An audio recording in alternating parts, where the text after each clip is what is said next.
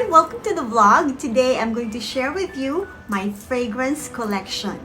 So kahit na pandemic and we are just at home most of the times nowadays, it's important pa rin that we look good, we feel good, and we smell good. Kaya kahit nasa bahay lang, let's spray those perfume, not only for other people, but also for ourselves. So let's start with my most favorite one, and that is the Malone Collection. I actually have 3. Well, actually, I have 4. There's a small one, a very small one, which is a sample. The small one is English pear and freesia. And then this one is Earl Grey and cucumber. And then another one is the peony and blush suede. And the other one is wood sage and sea salt. So among the 3, my most favorite is the wood sage and sea salt. Hindi pa ako actually nakasmell ng sage, so I don't know how it smells. But this one is really good. So if you notice, ayan, kalahati na lang siya. I use it every day and I really like the smell of this one. Yung Earl Grey and cucumber smells so fresh. So anything naman with cucumber always smells so fresh, diba? And then this peony and blush suede, it's a floral smell. But when mixed with the wood sage and sea salt, together they make a very good scent. Nag-iiba yung scent nila when the two of them are together. And I really like to combine these two scents. And then another collection that I have is the Jenny Glow. They say that Jenny Glow is a dupe of Jo Malone. So I got a few bottles. So I have this Berry and Bay. And then I have this Angelica Sinensis. This one is parang floral din. And the other one is this Chance It. Among the 3 Jenny Glow, this is the one that I really like.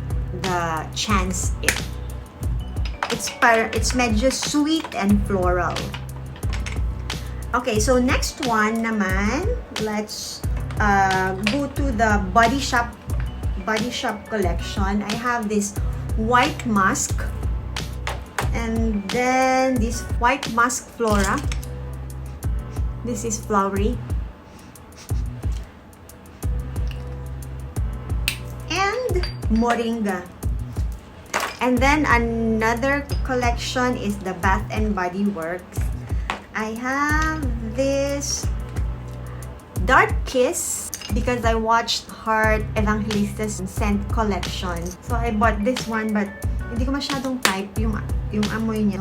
And then another one naman, this one is inspired by Jessie Mendiola, the Dahlia.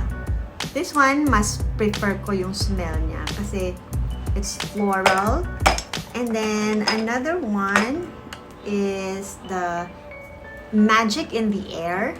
This one is mabango siya. Sobrang mild lang. And then I have this White Tea and Ginger. This one naman is parang amoy yung mga pabango sa mall. Yung ini-spray nila sa mga air conditioning unit. Yun, it smells like that. The 5 Bath and Body Works. This one is my favorite, which is the Rose. This one is floral and very gentle. The smell is so gentle and hindi ganoon kasangsang and katapang yung amoy. I also have this Gingham. A lot of people are raving for this one. And then another one is this Clinic Happy. Malakas maka-happy tong perfume na to because it lasts long on me and smells so good too. So this one naman is from Face Shop, Nature Garden Fresh Citrus.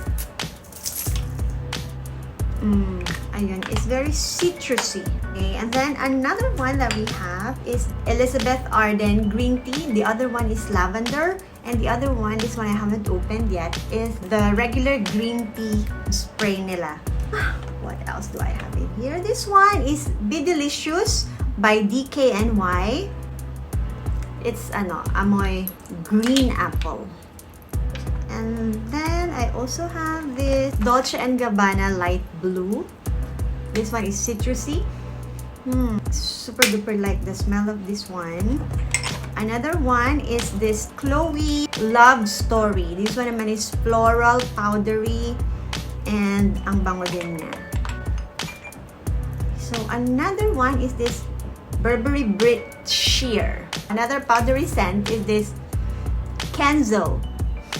This one para ka talagang nagpulbos. So last one is this Baby Bench Cologne, which is the ice mint flavor. This one, I like this kasi it reminds me when my kids were just babies. Ito yung cologne nila, kaya naalala ko super lakas maka-happy. Kasi nung baby sila, yun yung talagang pinaka-paborito kong part ng life.